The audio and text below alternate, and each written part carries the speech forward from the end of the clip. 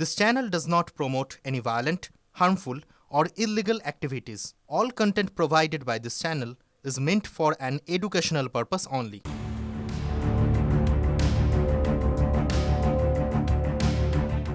Cost কে cost দিয়েই beat করো with Great Eastern Trading Companies cost to cost offer. Cost to cost মানে সমস্ত টপ ব্র্যান্ডের TV, fridge, AC, washing machine একদম কস্ট প্রাইসে, সাথে 0% ডাউন পেমেন্ট, 2 EMIs অফ আর 36 মান্থস EMI। সিরিয়াসলি? হ্যাঁ, সঙ্গে 26,000 টাকা অবধি ক্যাশব্যাকও। রিপাবলিক ডে শপিং এর পারফেক্ট টাইম এটাই বস।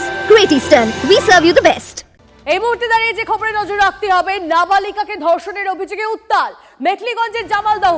ধারালো অস্ত্র দেখিয়ে ধর্ষণের অভিযোগ এক ষাটোর্ধ্ব ব্যক্তির বিরুদ্ধে।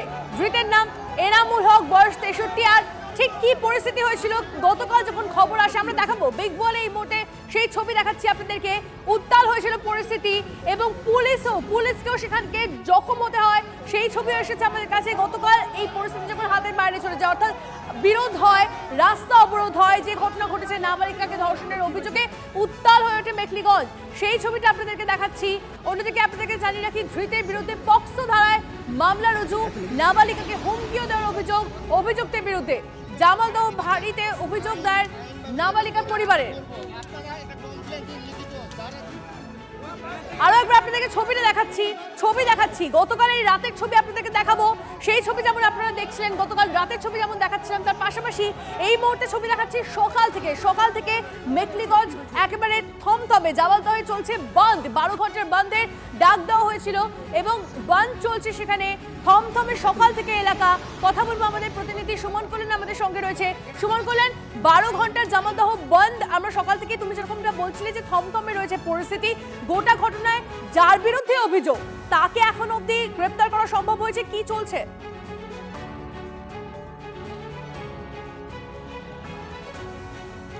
অভিযুক্ত কালকেই গ্রেপ্তার হয়েছে, তবে ঘটনার অনেকক্ষণ পর হয়ে যাবার মানুষের প্রধান অভিযোগ ছিল। আর যারা অভিযুক্ত তাকে গ্রেপ্তারের পর থেকেই কিন্তু দেখা যাচ্ছে গোটা এলাকা কিন্তু অত্যন্ত একটা স্পষ্টকাতর অবস্থা তৈরি হয়েছে। এই মুহূর্তে বন্ধ চলছে, বন্ধের ছবিটা আমি দেখাতে বলবো।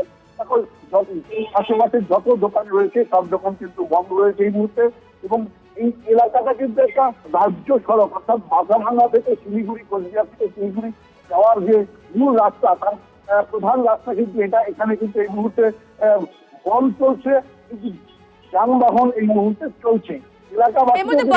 সুমন কল্যাণ, তুমি আমাদের সঙ্গে থাকো, তোমার সঙ্গে কথা বলবো। তবে নাবালিকার ধর্ষণে এই মুহূর্তে পরিস্থিতি উত্তপ্ত হয়ে উঠেছে, অবরোধ বিক্ষোভ গতকাল থেকেই চলছিল, সেই ছবি আপনাদেরকে দেখিয়েছিলাম। এদিকে সেই নাবালিকার বাবা ঠিক কি জানিয়েছে শোনাবো আপনাদেরকে, তার পাশাপাশি প্রতিবেশীরা তাদের বক্তব্য রয়েছে, শুনুন।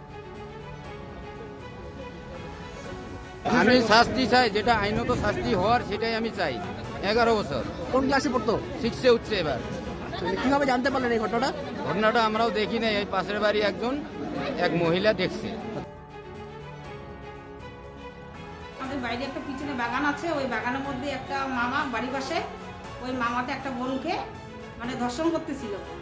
তো আমি গিয়ে ওর জামা খোলা দূরে সরাই, আমাকে পা হাত ধরে মাপ চাচ্ছিল, চাওয়ার পরে আমি নিয়ে গেলাম ওর বাড়িতে, মেয়েটাকে পৌঁছায় দিয়ে আসলাম।